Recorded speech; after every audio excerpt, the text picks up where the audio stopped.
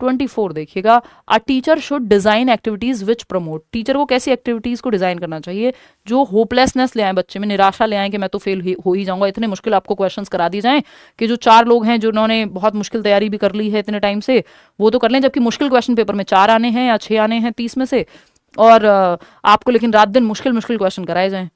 तो इससे क्या होगा, बहुत सारे लर्नर्स जिनकी तैयारी बेचारों की ठीक थी, जो सही पेस पे जा रहे थे, जो पेपर क्लियर कर सकते थे, वो भी नहीं कर पाएंगे, क्योंकि मैडम तो मॉक टेस्ट में जो है मुश्किल क्वेश्चन कराती हैं। अब उनको लग रहा है मेरे से तो हो नहीं रहा, इसका मतलब गड़बड़ है कुछ, जबकि उसकी नीड ही नहीं थी, तो होपलेसनेस आ जाएगी इससे, तो ये गलत है। कन्वर्जेंट आंसर्स, जिसमें सिकुड़ते हुए सोच दिशाओं में नहीं सोच पा रहे, तो बच्चे को डाइवर्जेंट थिंकिंग के लिए आपको बढ़ावा देना, आप सारी चिंतन दिशाओं में, ये सही है, ये पॉजिटिव है। मियर मेमोराइजेशन तो रोट लर्निंग हो जाएगी, रट्टाफिकेशन, रट्टाफिकेशन से आपको बचना है, मात्र रटना, रटन तो विद्या चलन नहीं, तो बच्चा एक्टिव है divergent thinking, out of the box सोचने में, क्रिएटिविटी आएगी इससे, C option is the right answer over here.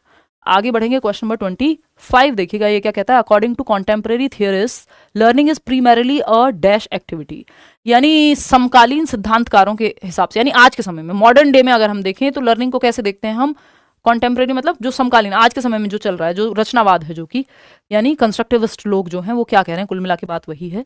तो मॉडर्न डे में हम मैकेनिकल नहीं बनाते, 2 एकम 2 2 दूनी 4, रट्टा लगा दो, ड्रिल एंड प्रैक्टिस कराते रहो, व्यवहारवादी थॉट, ये नेगेटिव है, तीनों में ही बच्चा क्या है, पैसिव है, और बच्चे को निष्क्रिय नहीं एक्टिव रखना है। तो सोशल एक्टिविटी है लर्निंग, जहां बच्चे ग्रुप में एक्टिविटी करके सीखें, D option is the right answer. आज के समय में हम ये मानते हैं कि टीम वर्क हो। क्वेश्चन नंबर 26 देखिएगा और जवाब दीजिएगा फटाफट।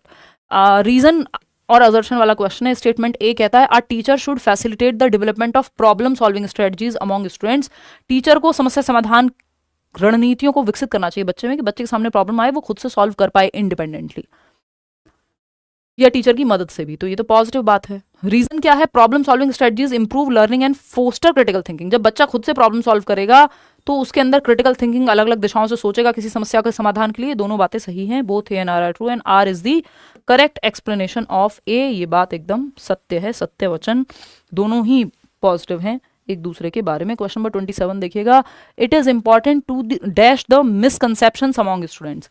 अब इस शब्द को 1 नंबर का क्वेश्चन आना ही है, इस पे मिसकंसेप्शन कह दे, नाइव कॉन्सेप्शन कह दे, ऑल्टरनेटिव कॉन्सेप्शंस कह दे, वैकल्पिक अवधारणाएं जिसको हम कहते हैं, इनको रॉन्ग कॉन्सेप्शन हम नहीं कहते हैं, क्योंकि ये बच्चे ने अपने अनुभव के आधार पर बनाए हैं। रॉन्ग कॉन्सेप्शन कहना गलत होगा, इनको ऑल्टरनेटिव कॉन्सेप्शन, नाइव कॉन्सेप्शन या मिसकॉन्सेप्शन कहते हैं हम, कि ये जरूरी नहीं है कि लॉजिकली सही हो ये जो कॉन्सेप्शंस या ये कॉन्सेप्ट्स जो बच्चे ने बनाए हैं, कि उसको लगता है कि पानी का रंग तो हरा होता है या नीला होता है क्योंकि उसने स्विमिंग पूल में देख लिया, या उसने एक तालाब में हरे रंग का पानी देख लिया, और टीचर जब क्लास में पढ़ाता है कि वाटर इज कलरलेस, तो वो कहेगा कि वाटर कलरलेस थोड़ी होता है, रंग विहीन थोड़ी होता है पानी, पानी का तो हमने रंग देखा है।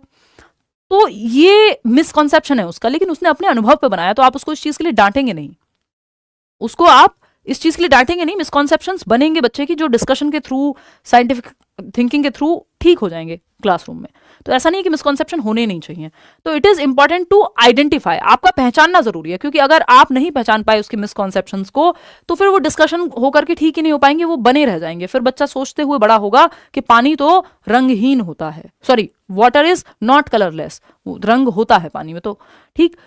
तो ये क्रिएट करने चाहिए नहीं, क्रिएट करने के लिए कोई नहीं कह रहा कि ये बनाओ, लेकिन जो बन गए हैं बच्चे के, जो बनी जाएंगे एक्सपीरियंस के आधार पे, वो आपको आइडेंटिफाई करने हैं, इग्नोर नहीं करना, उनको डिस्कशन करा के ठीक करना है, प्रमोट भी नहीं करना। You just need to identify, जब पहचानेंगे तो डिस्कशन करके अपने आप ठीक हो जाएंगे। क्वेश्चन नंबर 28 देखिएगा, फियर अमॉन्ग स्टूडेंट्स। देखिए पॉजिटिव और नेगेटिव इमोशन पे एक क्वेश्चन जरूर आता है, ये आपको सिंपल ध्यान रखना है। जो पॉजिटिव इमोशंस हैं वो लर्निंग में हेल्प करते हैं, नेगेटिव इमोशंस लाइक फियर ये बाधा बनते हैं लर्निंग में।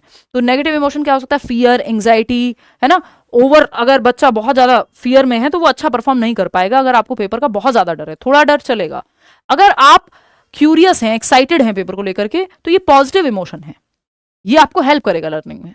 तो फियर जो है एक नेगेटिव इमोशन है, और नेगेटिव इमोशन नेगेटिवली ही इंपैक्ट करेगा लर्निंग को, इंप्रूव नहीं करेगा लर्निंग को। Is detrimental to learning, yes, ये बाधा बनता है, अधिगम के लिए हानिकारक है बापू। फियर जो है वो सेहत के लिए एकदम हानिकारक है।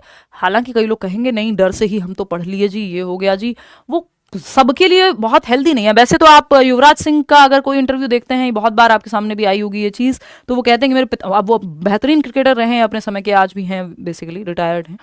तो अगर उस सेंस में आप देखोगे तो उन्होंने 6 छक्के मारे भाई वर्ल्ड कप में, और क्या क्या नहीं किया, बहुत अच्छे प्लेयर रहे। बट जब वो अपनी स्टोरी सुनाते हैं तो वो इस चीज़ को बहुत सेलिब्रेट करते हुए नजर नहीं आते। वो हमेशा ये कहते हुए नजर आते हैं कि मेरे पिताजी ने मेरे पे अननेसेसरी प्रेशर डाला और उस डर से मुझे क्रिकेट खेलना पड़ा, मेरी इच्छा नहीं थी, मैं तो कोई और स्पोर्ट में ज़्यादा इंटरेस्टेड था। तो हो सकता है कि आप बन तो जाएं फियर से, हो सकता है आप कुछ अच्छा कर भी लें, लेकिन अगर जरूरत से ज्यादा फियर में हो सकता है कई लोग ब्रेक हो जाएं और बच्चे की सेल्फ एस्टीम के लिए अच्छा ना हो, या फिर हो सकता है कि आप जो करना चाहते थे वो आप कर ही ना पाए। तो फियर को बहुत अच्छा हम नहीं मानते, है ना।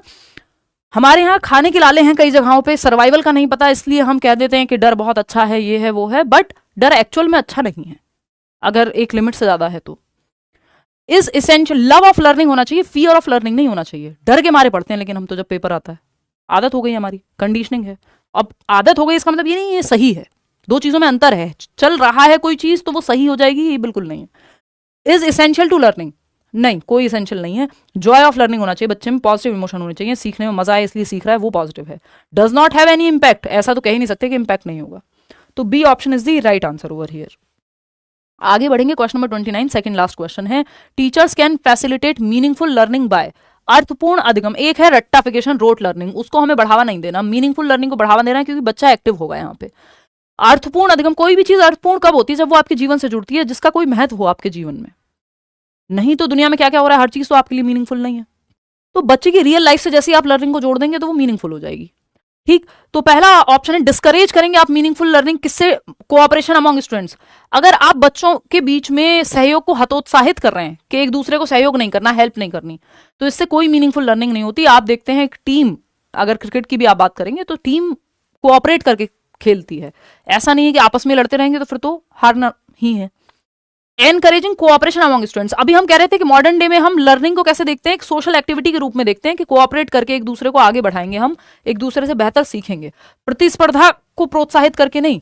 ये एनकरेजिंग कोऑपरेशन, ये कंपटीशन लिख दिया है यहाँ पे, हिंदी में जो है इस पे, इसमें गड़बड़ है, छात्रों के बीच प्रतिस्पर्धा को प्रोत्साहित करके नहीं, सहयोग को हतोत्साहित करे, डिस्करेज कोऑपरेशन, हाँ, सहयोग को प्रोत्साहित करके, सहयोग को प्रोत्साहित करके, हिंदी में ठीक कर लीजिएगा इसको।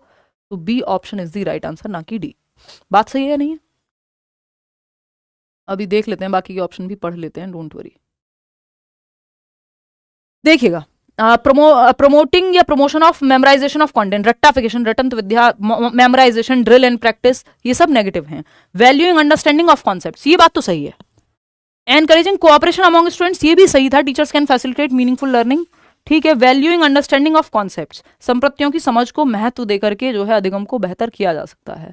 देखिए मुझे लगता है कि इसमें ना टाइपो है, ये यानी टाइपिंग मिस्टेक है, ये कोऑपरेशन नहीं होगा, क्योंकि हिंदी में अगर प्रतिस्पर्धा लिखा हुआ है तो पॉसिबिलिटी है कि ये हमारी टीम से या फिर पेपर में होगा, तो फिर तो यही मानना पड़ेगा फिर तो, लेकिन नंबर एक इसी से मिलेगा, या दोनों को भी वो सही मान सकते हैं मेरे ख्याल में, या मेरी अंडरस्टैंडिंग क्या कहती है कि ये कॉम्पिटिशन होगा यहाँ पे, एनकरेजिंग कॉम्पिटिशन या डिस्करेजिंग कोऑपरेशन, दोनों में से एक शब्द जरूर होगा यहाँ पे। छात्रों के बीच प्रतिस्पर्धा को प्रोत्साहित करना चाहिए, तो ये नेगेटिव हो जाएगा, फिर डी के साथ ही जाएंगे भाई, क्योंकि इससे बेहतर ऑप्शन यहाँ पे अवेलेबल है और उसमें हिंदी में मिस्टेक है, तो डी के साथ जाएंगे। अगर ये यहाँ कोऑपरेशन सच में लिखा होता तो वो भी सही होता, और दोनों भी सही हो जाते हैं, कई बार वो दोनों को सही भी मान लेते हैं, ठीक है। तो D option is the right answer. आगे बढ़ेंगे, क्वेश्चन नंबर 30 देखिएगा, which of the following is likely to motivate students towards mastery learning. Mastery learning क्या है, एक है आपकी learning performance learning, performance oriented के फर्स्ट आना है, चाहे रट्टाफिकेशन करना हो, जैसे वो चतुर रामलिंगम था 3 इडियट में, ठीक है। दूसरा क्या होता है, मतलब वो चमत्कार को बलात्कार बोल रहा था, मतलब रट्टाफिकेशन, टोटल रट्टा कि फर्स्ट आना है, कुछ भी करके रट्टा लगाऊं चाहे। दूसरा होता है फेलियर अवॉइडेंस, किसी तरह से, जैसे राजू रस्तोगी था 3 इडियट में, 33% या जो भी परसेंटेज है जिससे बस पास हो जाऊं, फेल ना हो जाऊं, सीटेट में 90 नंबर आ जाए किसी तरह से। तीसरी अप्रोच है मास्टरी लर्निंग, नंबर जो आएंगे आते रहेंगे, मुझे मास्टर बनना है, मुझे सब कुछ पता होना चाहिए, मुझे जाननी है हर चीज। तो मास्टरी लर्निंग जो है अर्ज फॉर कॉम्पिटेंस है, कि अगर आप बच्चे में योग्यता की चाह पैदा करेंगे, यार तुमको सब पता होना चाहिए, आपको भूख होनी चाहिए जानने की। Joy of learning, learning for the sake of learning, सीखने में मजा आता है इसलिए आप सीख रहे हैं, मुझे ये पढ़ाने में मजा आता है इसलिए मैं पढ़ा रही हूँ, ठीक है ना। तो अगर हम देखें यहाँ पे, तो ये अर्ज फॉर फेम, ये परफॉर्मेंस ओरिएंटेड हो जाएगा कि फर्स्ट आना है, या पैसे के लिए भी है, पावर के लिए भी है, तो ये वो परफॉर्मेंस है, कोई कोई एक रीजन बाहर है, तो ये मीनिंगफुल नहीं होगी। मास्टरी लर्निंग में आपको मजा उस चीज का मास्टर बनने में आ रहा है, जैसे वो रेंचो का एग्जाम्पल था कि उसको डिग्री भी नहीं मिली, बट वो जो है सीखने में इंटरेस्टेड था, उसको पढ़ाई में इंटरेस्ट था। तो फर्स्ट ऑप्शन